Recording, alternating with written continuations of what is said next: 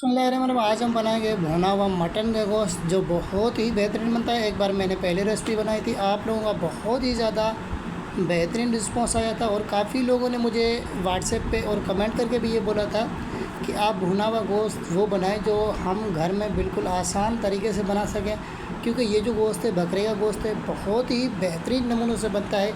आप घर में एक बार ज़रूर ट्राई करें और आप हमारे यूट्यूब चैनल पर नए हैं तो हमारे यूट्यूब चैनल को लाजमी सब्सक्राइब करें तो हम बार बार मिलते रहें, क्योंकि मैं वो वीडियो बनाता हूँ जो आसान लफ्ज़ों में आप लोगों को समझ आ जाती है।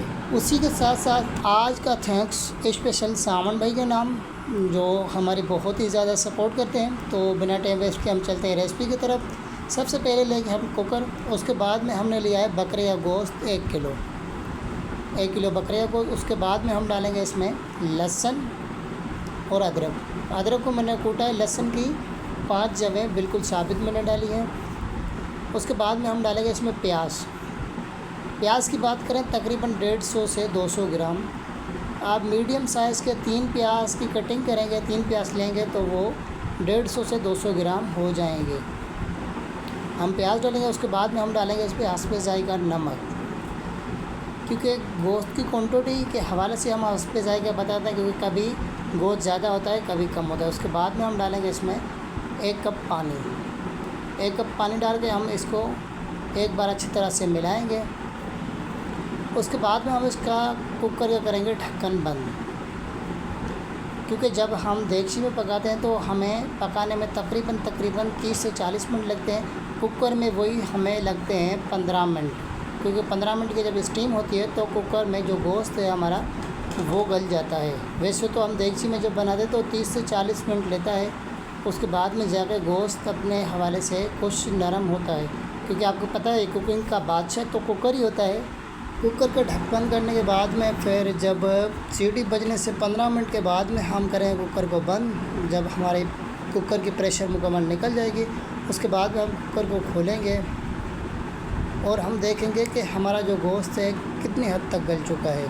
देखिए माशाल्लाह गोश्त जो है हमारा काफ़ी हद तक गल चुका है। थोड़ी सी कसर रह भी जाए तो आप दोबारा कुकर नहीं लगाना, क्योंकि आगे जाके ये और भी गलेगा। उसके बाद में हम इसको निकाल लेंगे कढ़ाई में, कुकर से कढ़ाई में निकाल लेंगे, क्योंकि जो कढ़ाई में अब हम इसको भूनेंगे वो एक बेहतरीन नमूने से जाके भूनेंगे, क्योंकि आपको पता है जब कुकर में हम भूनेंगे उसकी थोड़ी बात अलग होती है, जो हम कढ़ाई में भूनते हैं उसकी बात थोड़ी सी अलग होती है। उसके बाद में हम डालेंगे इसमें 1 कप ऑयल। हम ऑयल डाल के उसके बाद में हम इसको पकाएंगे, इस कढ़ाई में भूनेंगे, क्योंकि जो हमारा इसमें पानी है या प्याज है जो हमने लहसुन अदरक डाली थी वो मुकम्मल पेस्ट हो जाए। उसके बाद में हम डालेंगे इसमें कूटी हुई हरी मिर्च। इसको आपने चॉपर में चलाना है तो ये बिल्कुल वैसे लगे ददड़ी हुई कूटी हुई लगे, वैसे ना कि पेस्ट बन जाए। वैसे हमने पेस्ट बना के नहीं डालनी, कुछ हम डंडी कूटी में कूट के भी डाल सकते हैं, कोई मसला नहीं। उसके बाद में हम इसको फुल आंच पे पकाएंगे, क्योंकि इसका जो पानी है वो खुश्क हो जाए या वो हमें खुश्क करना है। तेज़ आंच पे वो खुश्क होता है, तेज़ आंच करके हम इसको पकाएंगे। हम देखेंगे इसका जो शोरबा है वो भी थिक हो चुका है और इसके जो साइडों में है वो ऑयल भी बाहर आने लगा है। उसके बाद में हम डालेंगे इसमें 1 चम्मच भुना हुआ ज़ीरा, 1 चम्मच काले मिर्च, क्योंकि नमक हमने पहले डाला था। उसके बाद में हमें चलाते इसको भूनना है अच्छी तरह से। जब ऑयल प्रॉपर बाहर आ जाए उसके बाद में हम इसमें डालेंगे दही, क्योंकि हम जब दही डालते हैं दही भी पानी छोड़ती है। दही डाल के फिर भी हमें भूनना पड़ता है। आधा कप से ज़्यादा मैंने दही डाली है, क्योंकि ये फेंटी हुई दही है, आप फेंट के डालें। जब हमने दही डाली तो पानी छोड़ा, वो भी हमने पानी इसको खुश्क किया।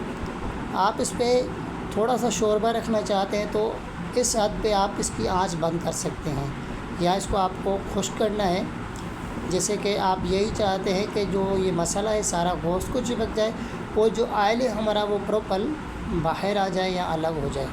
तो उसके लिए हमें थोड़ा सा आगे भूनना है और हल्की आंच कर देनी है, क्योंकि अब जो है वो गोश्त नीचे से जलने का खदशा ज़्यादा होता है।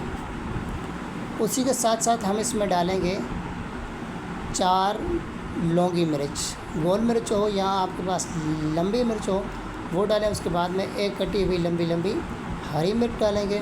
उसी के साथ आप अपना फ़ीडबैक लाज़मी दें, आप हमारी वीडियो कहाँ से देख रहे हैं और आपको हमारी वीडियो कैसे लगती है और आपको थैंक्स कैसे कहें। तो जैसे कि हमारा गोश्त जो है वो गल चुका है और जो हमारे गोश्त में मसाला है वो भी गोश्त पे लग चुका है। उसी के बाद में हम डालेंगे इसमें हरा धनिया डाल के इसको हम देंगे ढक्कन तकरीबन 10 मिनट के लिए। देखिए गोश्त तो वैसे हमारा रेडी हो चुका है, तो इसकी आँच जो है वो गैस है वो करेंगे बिल्कुल बंद। जब 10 मिनट के बाद में हम खोलेंगे, आपको समझ लगे कि ऑयल इसमें ज़्यादा है तो आप इसका ऑयल निकाल लें। आप समझें कि ऑयल इतना सही है, क्योंकि थोड़ा सा ऑयल हम वैसे फ्राई गोश्त में रखते हैं, तो थोड़ा सा आप भी रखें। तो माशाल्लाह ये बहुत ही बेहतरीन बनता है, बहुत ही मज़ेदार बनता है। एक बार आप घर में बनाएंगे ना तो इंशाल्लाह बहुत आपको पसंद आएगा और बार बार आप बना के खाएँगे। और उसी के साथ साथ आपको पता है आगे बकरा ईद भी आने वाली है, तो ऐसे गोश्त की रेसिपी देखने के लिए हमारे यूट्यूब चैनल को लाजमी सब्सक्राइब करें। जज़ाकल्लाह, मिलते हैं एक नई वीडियो।